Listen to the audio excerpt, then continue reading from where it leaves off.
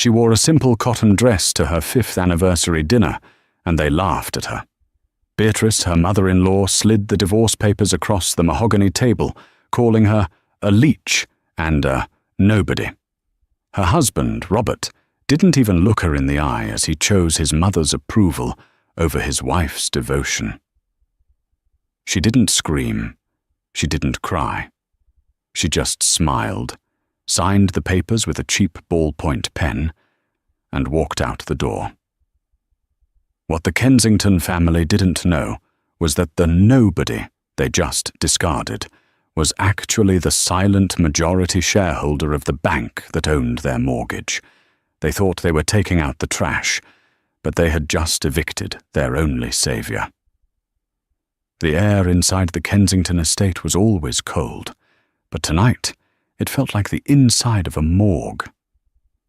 Flora Hoyer, soon to be ex-Kensington, adjusted the hem of her floral dress. It was off the rack, purchased from a department store for $40.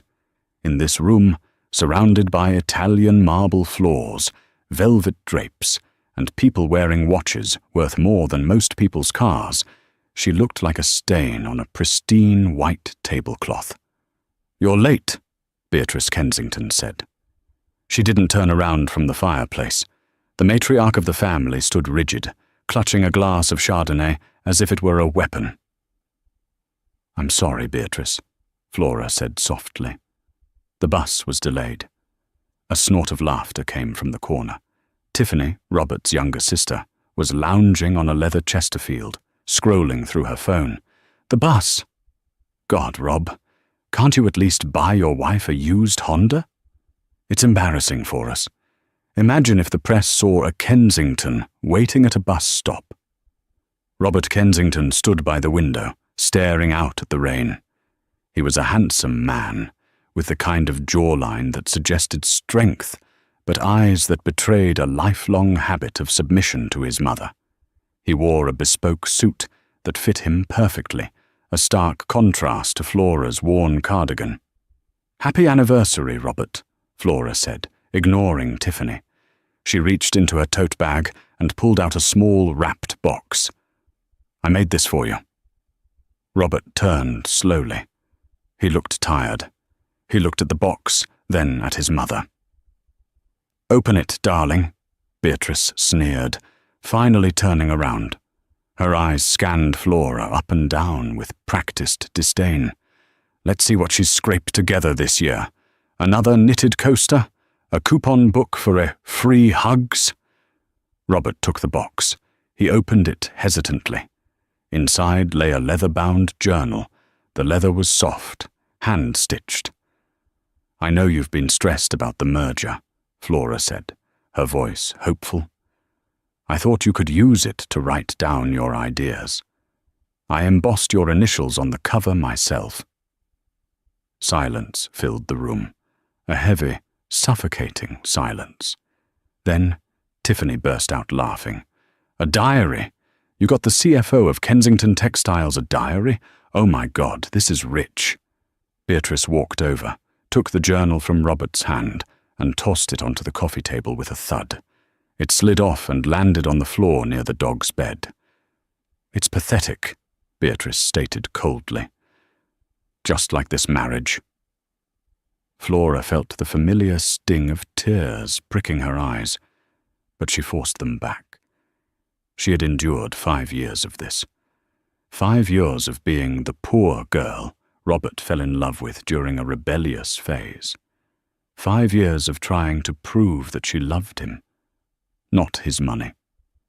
"Robert," Flora asked, looking at her husband, "are you going to say anything?" Robert sighed, running a hand through his hair.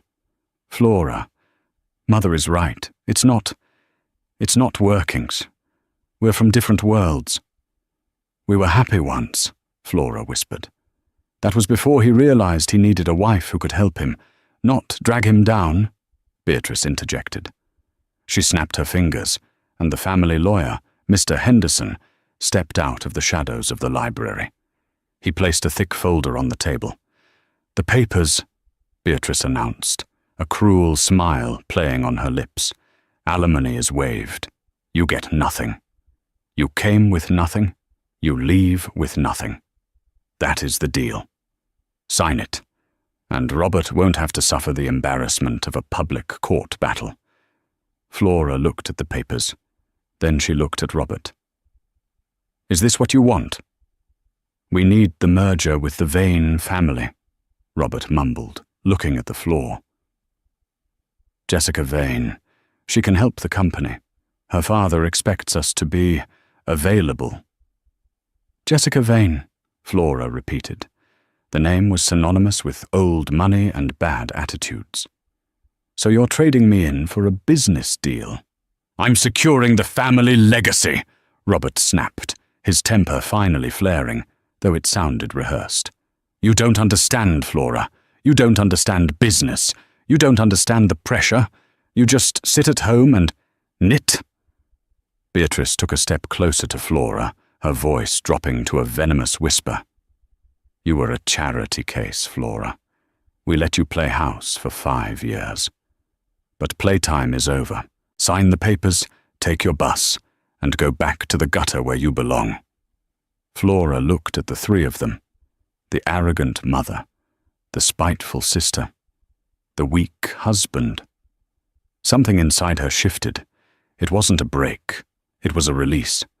The heavy weight of pretending, of hiding, of diminishing herself to fit into their small, fragile egos. It just evaporated. She picked up the pen. You're right, Beatrice, Flora said, her voice surprisingly steady. The tremble was gone. I don't belong here. She leaned over and signed her name with a flourish. Flora Hoyer. And Robert, she added, standing up straight. She looked taller now. You're going to need that journal. You're going to have a lot to think about very soon. Get out! Tiffany spat. Flora turned and walked to the door. She didn't look back at the journal on the floor. She didn't look back at the man she had wasted 5 years loving. She opened the heavy oak door and stepped into the rain. As the heavy door of Kensington Manor clicked shut behind her, the facade of the poor housewife dissolved instantly. Flora didn't walk to the bus stop. She walked to the end of the long, winding driveway, where a sleek, black Rolls-Royce Phantom was idling in the shadows, hidden from the view of the house. The driver, a burly man with a scar on his cheek named Thomas, stepped out immediately, holding an umbrella. Good evening, Miss Hoyer, Thomas said, his voice thick with respect. Did it go as expected? Worse, actually, Flora said, sliding into the back seat. The interior smelled of rich leather and expensive cologne, her own custom scent. They threw out the journal. Sitting inside the car was Arthur Penhaligon. Arthur was 60, sharp as a tack, and dressed in a Savile Row suit that cost more than Robert's entire wardrobe.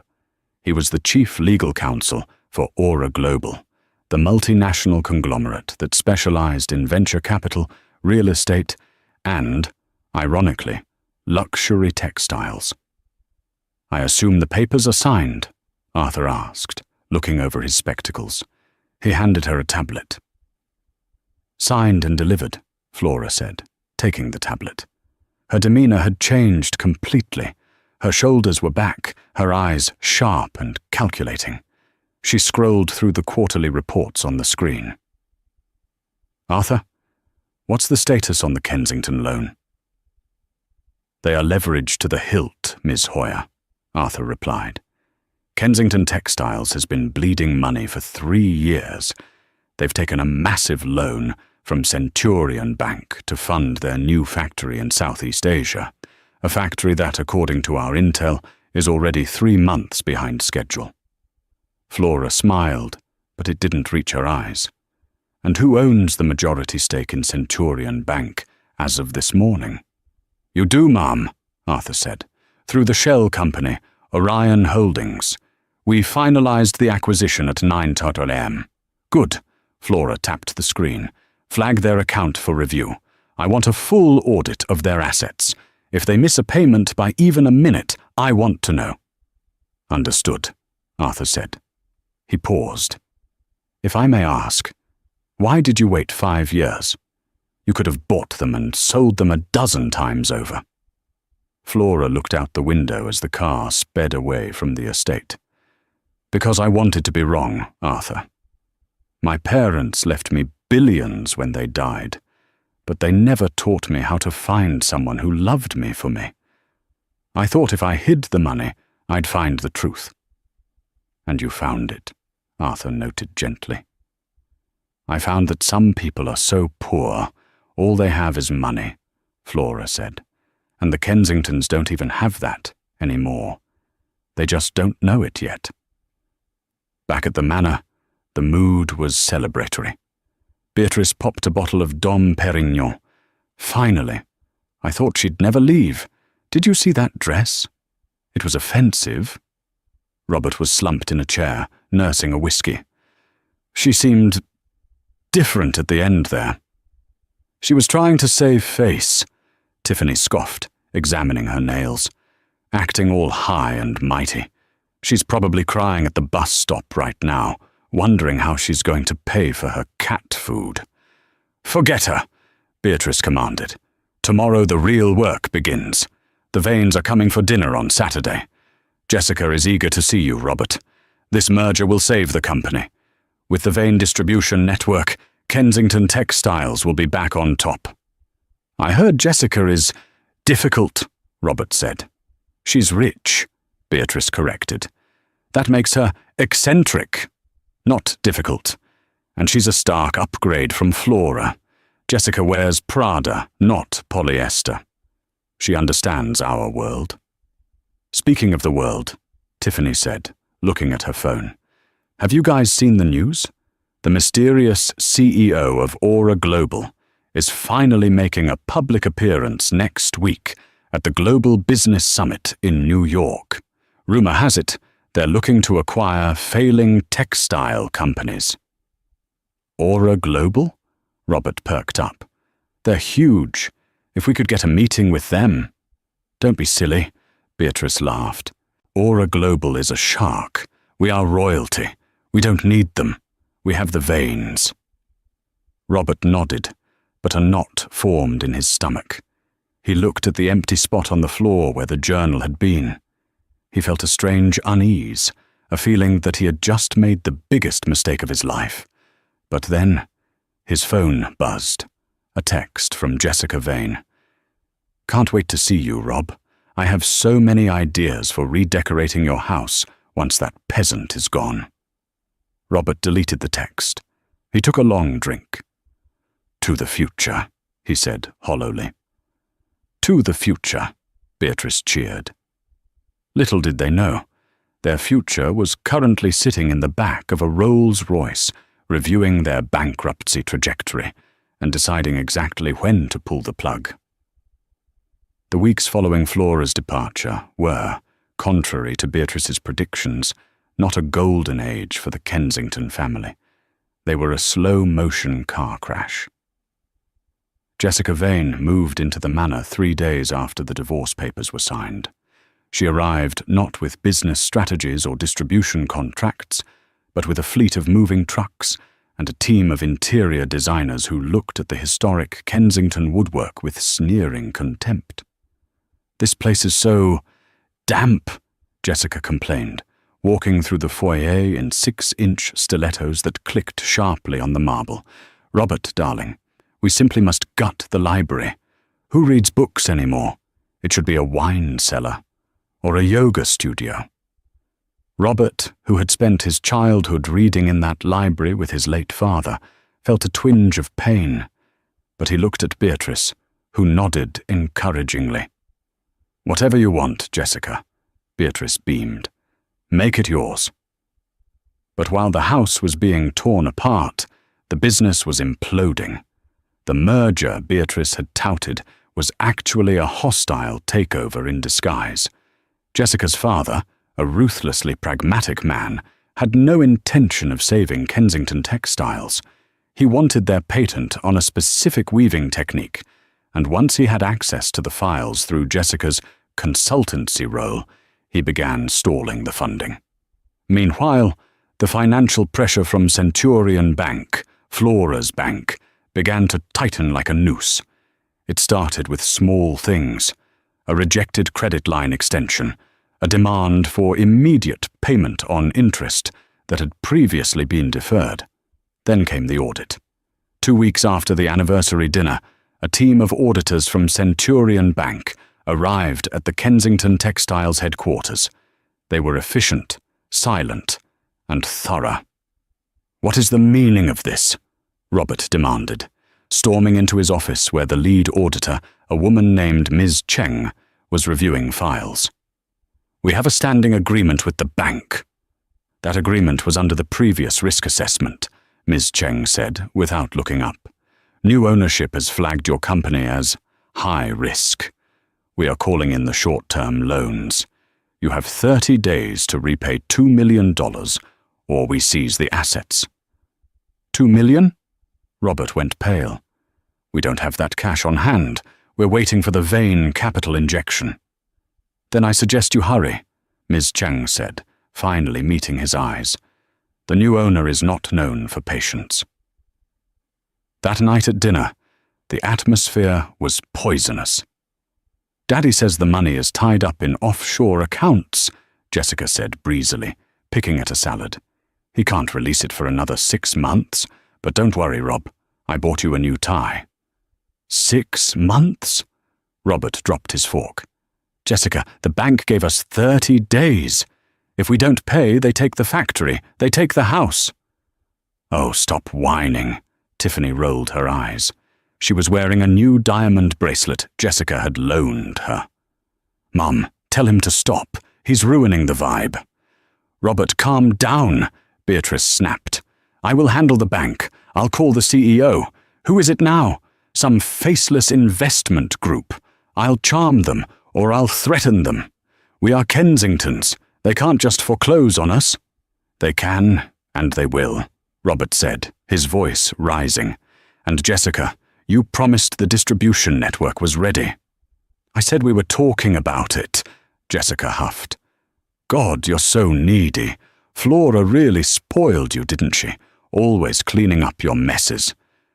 The mention of Flora's name sucked the air out of the room. "Do not speak that name," Beatrice hissed. "Why not?" Jessica laughed. "She was the only one who actually did the bookkeeping, right? I saw her handwriting on the old ledgers. It was quite neat. Boring, but neat." Robert stood up, his appetite gone. He walked to the window, looking out at the dark grounds. He missed the quiet. He missed the way Flora would listen to him without checking her phone. He missed the journal he never got to write in. "I'm going to the office," Robert said. "On a Friday night?" Jessica scoffed. "Loser." Robert drove to the office, but he didn't work. He sat at his desk, staring at the demand letter from Centurion Bank. The signature at the bottom was stamped, authorized by the office of the chairman, Orion Holdings. Desperate, he typed Orion Holdings into Google. The search results were sparse. A private equity firm, multi-billion-dollar assets, specializes in distressed assets, recently acquired Centurion Bank, CEO undisclosed. There was one news article from earlier that day, a headline from the Wall Street Journal: "The Ghost of Wall Street, Mysterious CEO of Orion Holdings, to host exclusive gala for distressed partners." Robert's eyes scanned the text. The gala was this Saturday. In New York, the article mentioned that the CEO, a figure known only for ruthless efficiency, would be hearing pleas from companies on the brink of bankruptcy. "This is it," Robert whispered. He grabbed his phone and dialed Beatrice. "Mother," he said, "pack your bags. We're going to New York. We're going to crash a party." The gala was held at the Pierre, a luxury hotel on Fifth Avenue in Manhattan. It was an event dripping with excess, crystal chandeliers, fountains of champagne, and a guest list that read like the who's who of global finance. The Kensingtons, Robert, Beatrice, and a reluctant Tiffany had managed to secure entry only because their company was technically a partner of the bank, albeit a failing one. Beatrice was in her element. She wore a heavy velvet gown and enough jewelry to sink a small boat. Tiffany was live-streaming everything to her 300 followers. Robert, however, felt like he was walking to his execution. "Shouldn't Jessica be here?" Robert asked, adjusting his bow tie. "She's the one with the business connections." "Jessica had a spa appointment," Beatrice said dismissively. "Besides, she's a vain. She doesn't beg. We are Kensingtons. We don't beg either. We negotiate." They navigated through the crowd. Robert tried to spot the CEO of Orion Holdings. He looked for old white men, perhaps smoking cigars. He looked for aggressive tech billionaires in hoodies. "There," Beatrice pointed to a set of double doors at the top of a grand staircase. 2 large security guards stood in front of it. "That's the VIP lounge. That's where the chairman is." They marched up the stairs. Beatrice flashed her most imperious smile at the guard.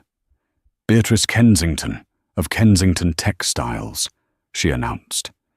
"We are here to see the chairman regarding the Centurion Bank loan." The guard looked at a clipboard. He paused. A small, almost imperceptible smile crossed his face. "Ah, yes. The Kensingtons. You've been expected." Beatrice turned to Robert with a smug grin. "See? Expected.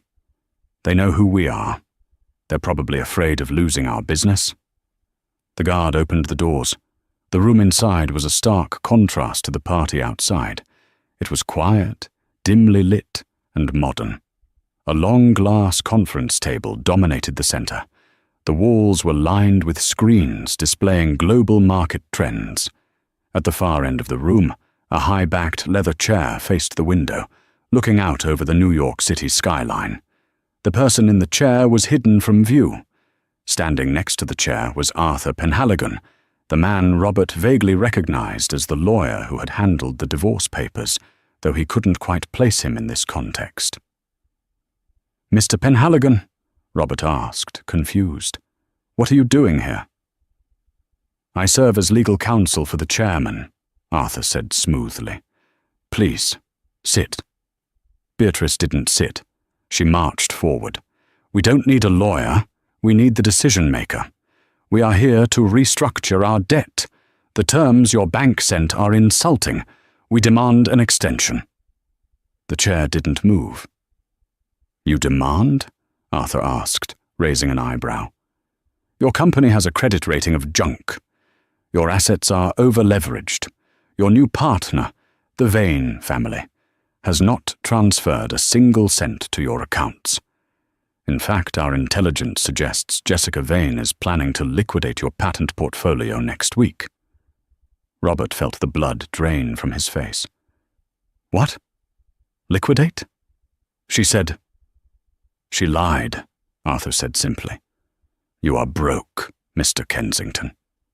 You are here because you have nowhere else to go." "How dare you!" Beatrice screeched. "I want to speak to your boss. Turn that chair around. I am Beatrice Kensington, and I demand respect." "Respect?" A voice came from the chair. It was a voice Robert knew, a voice he had heard every morning for 5 years, a voice he had ignored, silenced, and ultimately discarded. Robert froze. Tiffany stopped chewing her gum. Beatrice's mouth hung open. "Respect is earned, Beatrice," the voice continued. "It isn't inherited. And it certainly isn't bought with money you don't have." The chair slowly swiveled around. Sitting there, legs crossed, wearing a tailored white suit that radiated power and elegance, was Flora. She wasn't the Flora in the floral dress. She wasn't the Flora who knitted coasters. Her hair was styled in a sharp, chic bob. Her makeup was flawless. She wore a diamond necklace that was real, unlike the costume jewelry Tiffany was wearing. She looked at them with a gaze that was neither angry nor sad. It was indifferent. It was the look of a god looking at an ant. "Hello, husband," Flora said. Or should I say, ex-husband.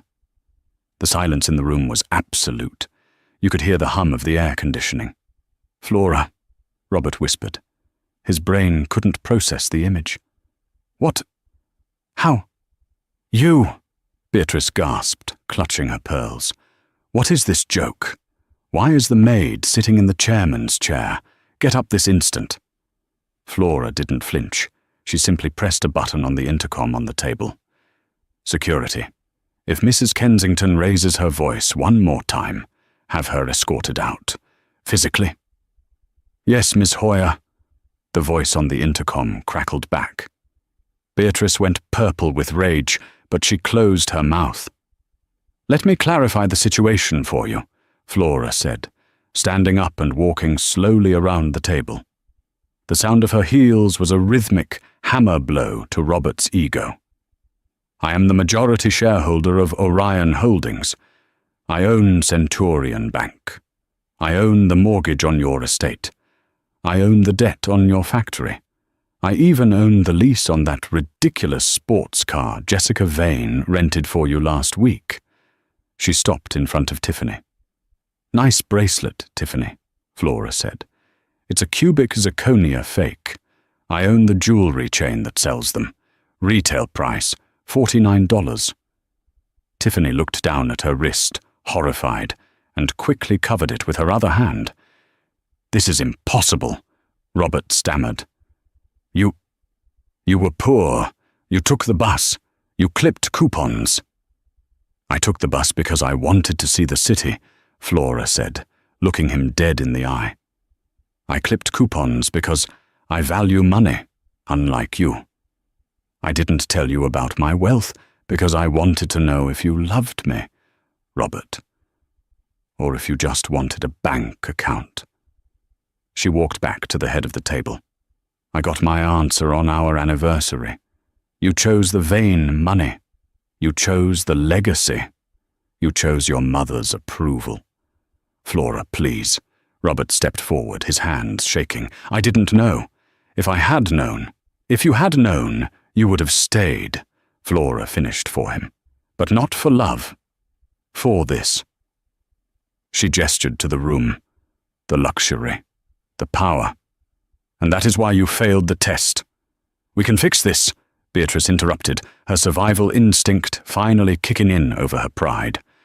She forced a hideous, trembling smile. "Flora, darling, we're family. Family fights. But we forgive. Robert still loves you, don't you, Robert?" "Yes," Robert lied desperately. "I made a mistake, Flora. Jessica, she means nothing. It was just business. Please come home. We can fire the Vanes. We can run the company together, like you always wanted." Flora laughed. It was a dry, cold sound. "Arthur," she said, "show them the projection." Arthur tapped a remote. A large screen descended. It showed a graph with a red line plummeting to 0. "This is Kensington Textiles," Flora explained. "As of this morning, your creditors have filed for involuntary bankruptcy against you. Jessica Vane has already sold your customer list to a competitor in China. Your stocks are worthless." "No," Robert fell into a chair. "No, that can't be." "However," Flora said, "I am a businesswoman, and I hate to see a historic brand die, even if its owners are incompetent." She slid a thin folder across the glass table. "I am willing to buy Kensington Textiles," Flora said. Beatrice's eyes lit up. "A buyout? Yes, we accept. How much? 50 million? 100? Flora smiled. $1. Excuse me?" Beatrice blinked. "I will buy the company for $1, Flora repeated. "I will assume the debts.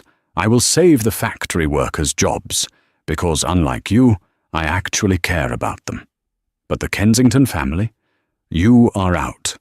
Completely." "You can't do that," Tiffany yelled. "That's our inheritance." "Your inheritance is gone, Tiffany," Flora said coolly. Your mother gambled it on bad deals and arrogance. This is the only offer on the table. Sign the company over to me for $1, and I will agree not to foreclose on your personal manor for, let's say, 6 months. That should give you enough time to find a nice apartment. I hear the rental market in the suburbs is quite affordable. You want us to leave the manor? Beatrice whispered, her voice breaking. But I've lived there for 40 years. And I lived there for 5, Flora said, her voice dropping to a whisper that carried across the room. And you made every single day a living hell. You humiliated me. You made me feel small. Now, you're going to learn what it actually feels like to be small. Flora looked at her watch. You have 5 minutes to sign, she said. Or I call the bank, and the eviction notice is served tonight. The locks will be changed by morning. Robert looked at the folder. He looked at his mother, who was sobbing silently. He looked at his sister, who was frantically texting Jessica Vane, only to realize Jessica had blocked her number. He looked at Flora. She was beautiful, powerful, and utterly out of his league. I'm sorry, Robert whispered. I know, Flora said. Sign. The transition from the aristocratic heights of Kensington Manor to the gritty reality of survival didn't happen in a blur. It happened with excruciating slowness, every second stretching out to maximize the humiliation. It was a Tuesday, 3 weeks after the disastrous gala in New York. The sky over the estate was a bruised purple, heavy with a storm that refused to break. Inside, the house didn't smell like lavender and old money anymore. It smelled of cardboard, packing tape, and the sweat of men who were paid by the hour to dismantle a legacy. Beatrice Kensington sat on a folding chair in the center of the grand foyer. She was wearing her fur coat, despite the humidity, clutching her handbag as if it contained the nuclear codes. Her eyes were red-rimmed, darting frantically around the room as the auction house team tagged items with neon orange stickers. "Careful!" Beatrice shrieked as a burly mover with Miller stitched on his uniform lifted a blue and white porcelain urn. That is a Ming Dynasty original. It has been in the Kensington family for 4 generations. You can't just handle it like a jug of milk. Miller didn't even look at her. He slapped a sticker on the base of the vase. Lot, but for 402. Starting bid, $15,000. It's going to the warehouse, lady, Miller grunted, hoisting it onto his shoulder. Bank's orders. Everything not personal clothing or toiletries is property of the creditors. Robert, Beatrice wailed, turning to her son. Do something. Tell them to stop. That vase is where I keep my potpourri. Robert Kensington stood by the cold, empty fireplace. He looked like a man who had aged 20 years in 20 days. His bespoke suit hung loosely on his frame. He hadn't eaten a proper meal since the night Flora swiveled that chair around in New York. There's nothing I can do, Mother, Robert said, his voice hollow. It's part of the settlement. The $1 deal kept us out of prison, not out of poverty. Tiffany was sitting on the stairs, aggressively typing on her phone. She wasn't helping. She was live streaming. So hey guys, Tiffany whispered into her screen, angling the camera to catch the movers taking the grand piano. We are literally being evicted right now. It is so unfair. The system is broken. My dad built this company, and now some jealous ex-wife is stealing it. Send likes if you support justice. Put the phone away, Tiffany, Robert snapped, the first spark of life he'd shown all morning. Have some dignity. Dignity doesn't buy Uber Eats, Robert, Tiffany yelled back, dropping the influencer persona instantly. And since you lost the company and the trust fund, maybe my TikTok gifts are the only thing that's going to feed us tonight. The front door groaned open. The sound echoed through the hollow house. Robert looked up, a sudden, desperate hope flaring in his chest. For a split second, he thought it might be Flora. He thought maybe she had come to show mercy, to tell them this was all a cruel lesson, and they could stay. But it wasn't Flora. The click-clack of 6-inch Christian Louboutin heels reverberated on the marble. Jessica Vane walked in, looking like she had just stepped off a runway in Milan. She wore a white trench coat and oversized sunglasses, followed closely by a tall, athletic man holding a digital tablet. "Jessica." Robert took a step forward. His heart hammered. You came back?" Beatrice stood up, smoothing her fur coat. "Jessica, darling. Thank goodness I knew it. I knew you wouldn't abandon us to these vultures. Tell your father to call off the lawyers. Tell Robert you forgive him for the mess." Jessica stopped in the middle of the foyer. She slowly lowered her sunglasses, her eyes sweeping over the boxes, the orange stickers, and the pathetic huddle of the Kensington family. She smiled. It wasn't a warm smile. It was the smile of a shark that had just smelled blood in the water. "Oh, Robbie," she laughed, a dry, tinkling sound that chilled the air. "You really are delusional, aren't you? I didn't come back to save you. I came for the chandelier." She pointed a manicured finger at the massive crystal fixture hanging above them, a masterpiece of Austrian glass that had hung there for 60 years. "I bought it at the pre-auction yesterday," Jessica said casually, checking her reflection in a hallway mirror. "My designer said it would look fabulous in my penthouse downtown. It's a bit gaudy, but it has character." Robert felt the blood drain from his face. "The chandelier. You're here for a light fixture?" "Jessica, we're losing our home." "I know," Jessica said, bored. "I read about it in the Times. The fall of the House of Kensington. Quite the tragedy. Very Shakespearean." "You did this," Robert whispered, his hands curling into fists. "You lied about the funding. You stole the patent. You destroyed us." Jessica turned to him, her expression hardening. She walked closer, invading his personal space until he could smell her expensive perfume, a scent that now made him nauseous. "I did business, Robert," she hissed. "My father wanted the patent. I got it for him. That's how the world works. Wolves eat sheep. And you're not even a sheep. You're the grass the sheep eat." "I loved you," Robert stammered, the humiliation bringing tears to his eyes. "I left my wife for you." "And that," Jessica said, poking him hard in the chest with a sharp fingernail, "is why you deserve this. You were so desperate to please your mummy. So desperate to look like a big shot, you didn't even realize who you were sleeping next to for 5 years. Robert froze. "What do you mean?" Jessica stepped back, linking arms with her assistant. "Did you really think I didn't know who Flora was? Everyone in high finance knows the legend of the silent heiress of Orion Holdings. We didn't know what she looked like, but I recognized her signature on the checks she wrote for your utilities. I saw her handwriting on your ledgers." The room went deadly silent. Even the movers stopped to listen. "You knew?" Beatrice gasped. "You knew she was a billionaire?" "Of course I knew," Jessica smirked. "I just wanted to see if you were stupid enough to dump a woman worth $10 billion for a woman worth $10 million. And you were. It was the easiest bet I ever made."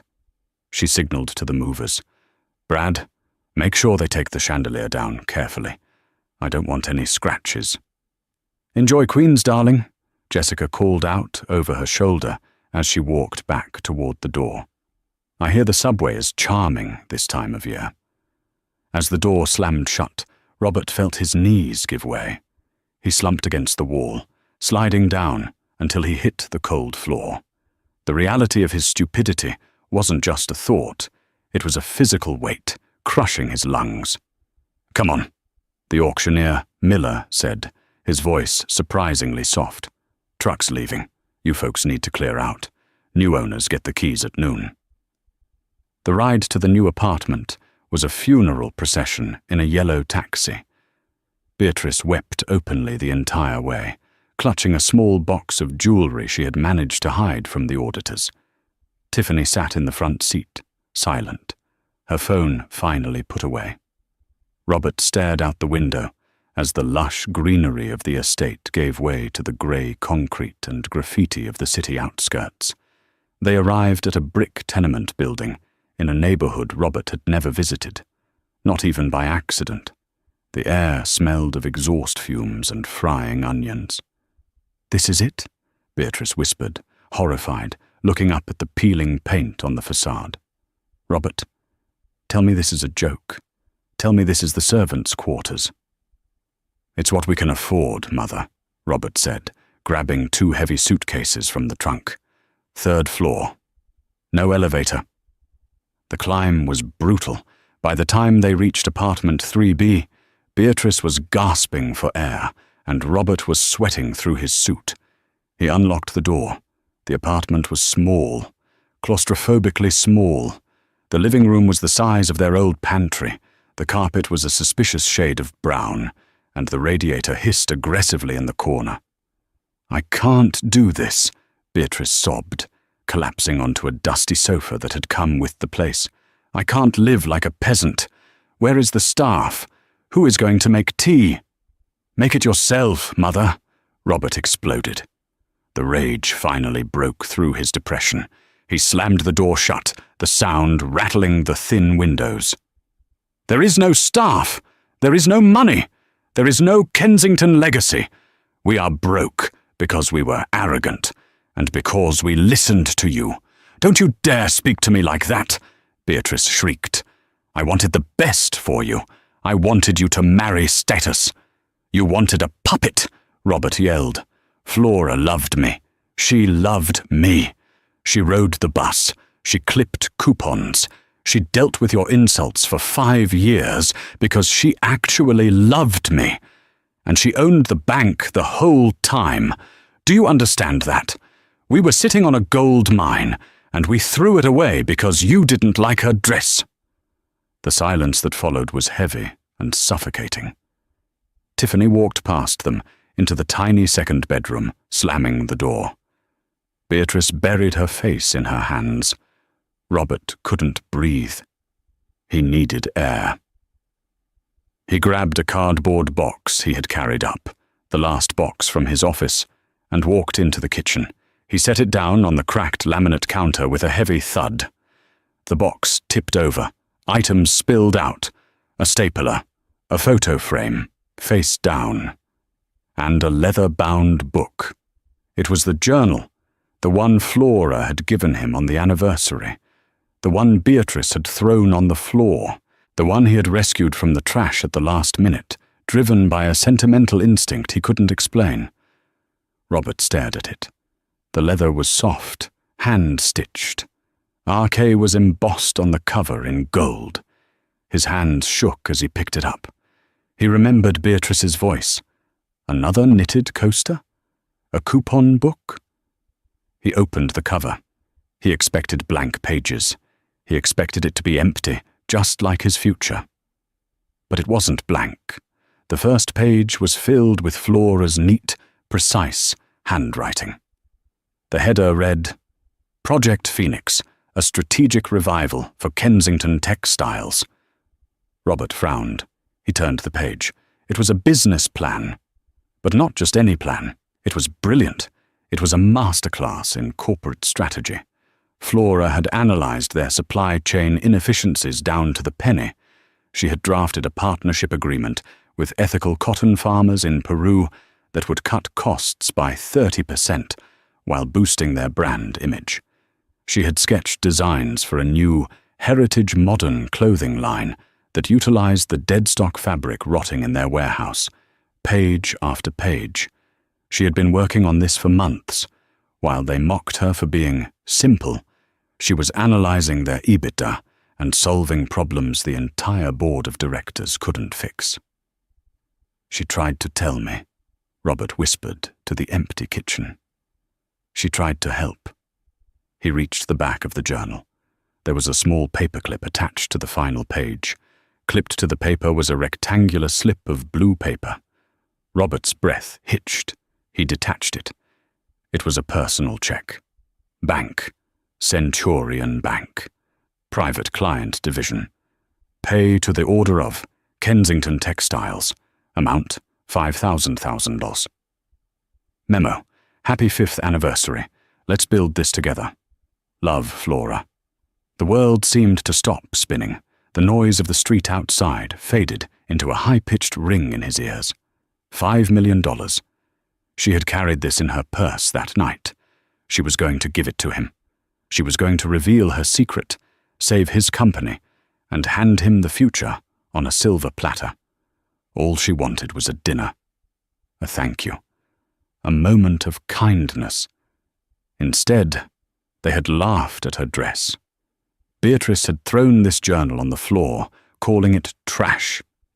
And the check, the lifeline that would have stopped the bankruptcy, the humiliation, the loss of the manor, had been sitting in a dog bed for 3 weeks. Robert gripped the counter, his knuckles turning white. A guttural sound clawed its way up his throat, half sob, half scream. "Oh my God," he choked out, tears spilling onto the check, blurring the ink of the signature Flora Hoyer. He sank to the kitchen floor, clutching the journal to his chest, rocking back and forth under the flickering fluorescent light of a cheap apartment in Queens. He realized then that the poverty wasn't the punishment. The apartment wasn't the punishment. The punishment was knowing that he had held a diamond in his hands, mistook it for glass, and smashed it. And now he would have to spend the rest of his life remembering how it shined. 1 year later, the morning sun sliced through the canyons of Midtown Manhattan, reflecting off the glass facade of the city's newest architectural jewel. The building, formerly the headquarters of a defunct hedge fund, had been rebranded. The silver letters above the revolving doors gleamed with an intimidating brilliance. Hoyer Kensington Global. On the 45th floor, Flora Hoyer stood by the floor-to-ceiling window, looking down at the ants scurrying along Fifth Avenue. She held a cup of matcha tea, enjoying the silence. The office didn't look like the old Kensington manor.